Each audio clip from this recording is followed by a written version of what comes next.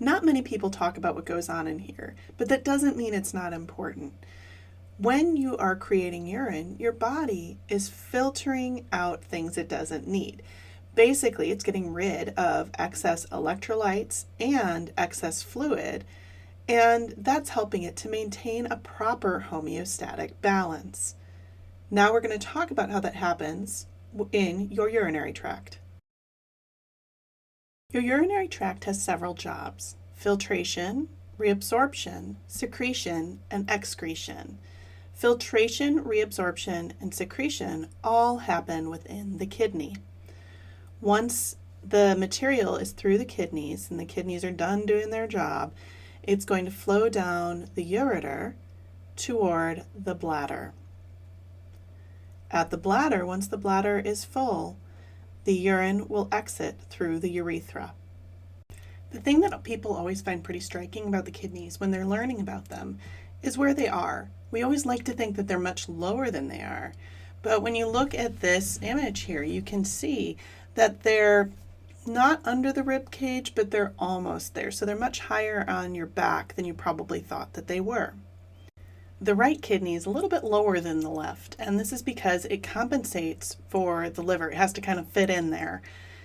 Now, surrounding those kidneys, you're going to have a lot of layers of fat. Why? Well, because fat is like nature's packing peanuts. Your kidneys are going to be filtering your blood, and they're going to have a lot of blood going through there, and so we want to keep them safe. So we've got them near the rib cage, almost under it, and then surrounded in fat. Holding them in place is fascia, and without that fascia, what could happen is that the kidney could drop. This does happen in certain people, and it causes some physiological disorders. So now we're going to look a little bit closer at the kidney. The outer layer of the kidney is called the renal cortex. And in the inside of the kidney, you'll notice these sort of triangular shaped bits of tissue. Those are called renal pyramids. All of them together make up the inner part of the kidney, which is known as the renal medulla. Inside those pyramids, there are structures called nephrons. And the nephrons are what is responsible for doing all this filtration, reabsorption, and secretion. Whatever comes out of the nephron becomes urine. And this is going to move through that renal pyramid to the renal calyx. These are split into major and minor calyces. The minors come together at a major calyx.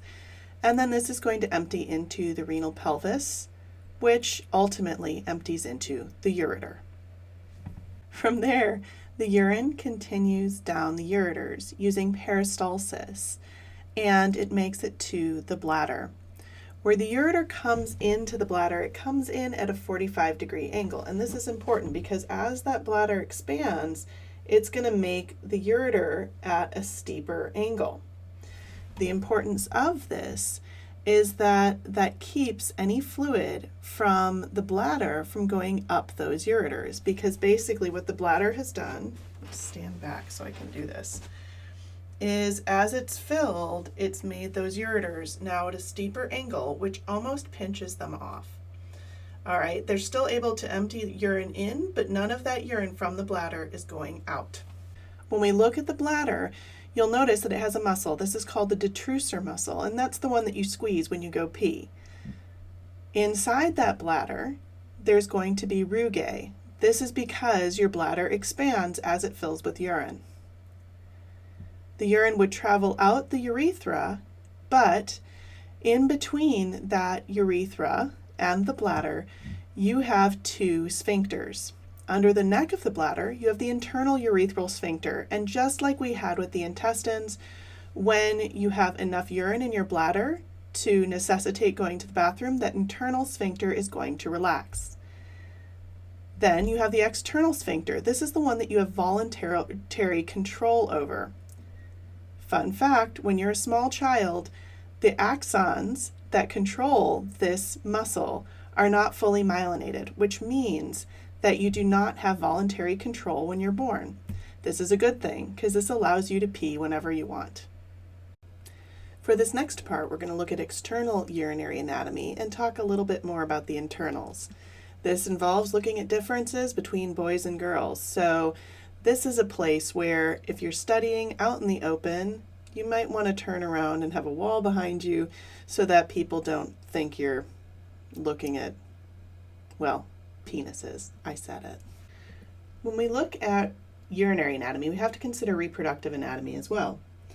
When you look at female reproductive anatomy, what I want you to notice is that the uterus here is right on top of that bladder.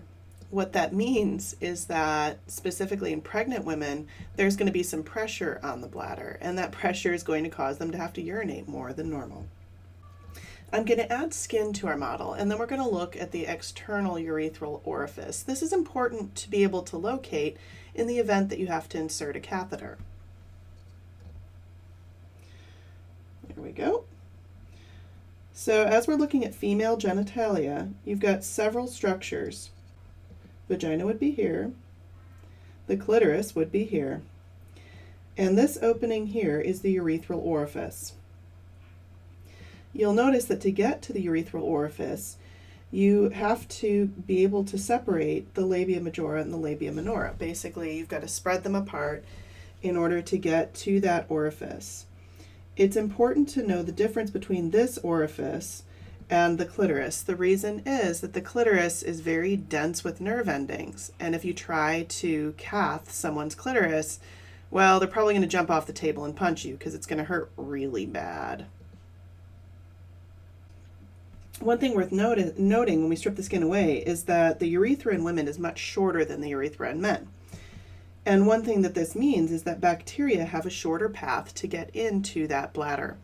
This makes women more likely to get bladder infections than men, especially when they're sexually active, because it's so close to the sexual organs, and any sort of bacteria in that area can spread to that urethral orifice, up the urethra, and into the bladder. The bladder is warm and dark. It's a great place for bacteria to grow.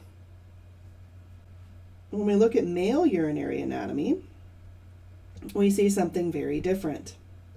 The urethra has to be much longer because it has to go through the penis. And the penis is much longer than anything a lady has. One thing worth noting is that surrounding the urethra, you've got the prostate. This is technically part of the reproductive system, but it's important to mention in urinary. The reason is that if that prostate were to swell, it's going to be harder for the urine to exit the bladder, and this can cause a lot of discomfort for the man.